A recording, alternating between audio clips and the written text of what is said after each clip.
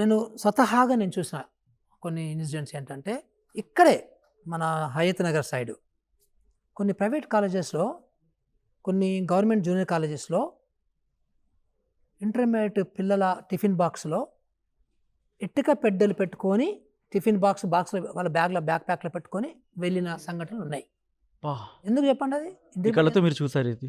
ఎందుకు పెట్టారు చెప్పండి? అది ఇటుక అక్కడ ఇటుక పెడ్డలు ఎందుకు పెట్టారు అందులో? just to tell to their colleagues that I am also carrying lunch box, but actually it is not lunch box.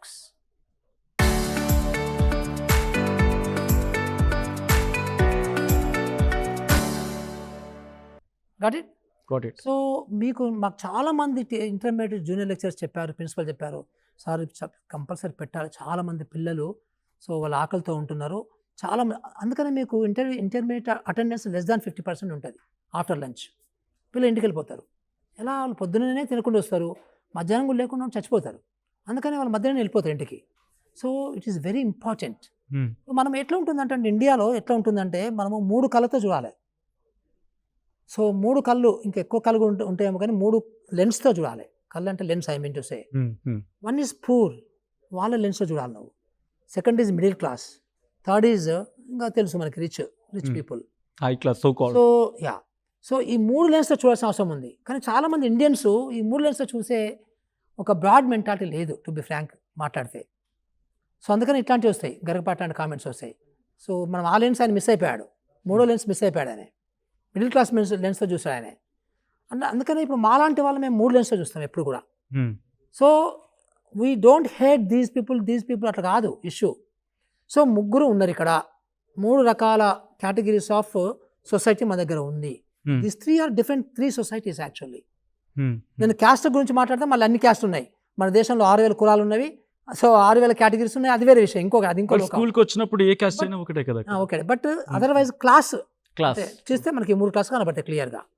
So అందుకని మనము ఎవరిని దృష్టి పెట్టుకోవాలి, ఎవరిని దృష్టి పెట్టుకొని డిజైన్ చేయాలి కదా. లీస్ట్ కండిషన్స్ లో పూర్ కండిషన్స్ ని పూర్ కదా, వీళ్ళని దృష్టి పెట్టుకొని మనం డిజైన్ చేయాలి కదా.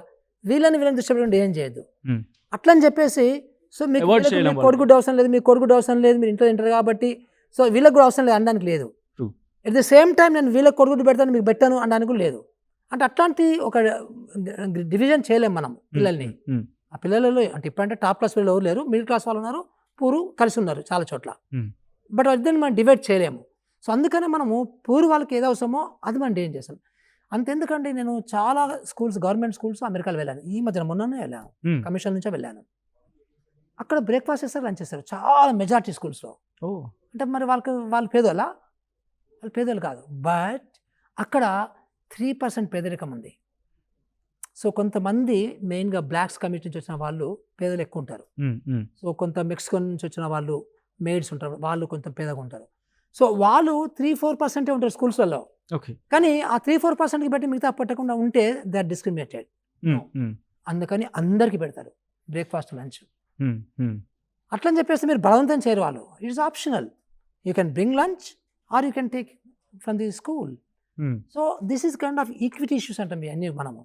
అందుకని అలాంటి వాటితోని మనము కొంచెం బ్రాడ్గా ఆలోచన చేసి అలాంటి పిల్లల నుంచి డిజైన్ చేస్తున్నారని చెప్పేసి మనం యాక్సెప్ట్ చేయాలి. కానీ ఈ మధ్యకాలంలో మిడిల్ క్లాస్ వాళ్ళు కూడా ఎట్లా తయారవుతున్నారంటే మేము కట్టిన ట్యాక్స్ల మీదనే వీళ్ళందరికీ గుడ్లు ఇస్తున్నారు అనే కాంటెక్స్ట్లో వెళ్ళిపోతున్నారు. అది చాలా బ్యాడ్. అది that is not a good society. Good society అంటే షేరింగ్. మన దగ్గర ఉన్న కొంచెం ఎక్కువ ఉంటే కొంచెం లేని వాళ్ళకి కొంచెం షేరింగ్ చేసే గుణం ఉండాలి.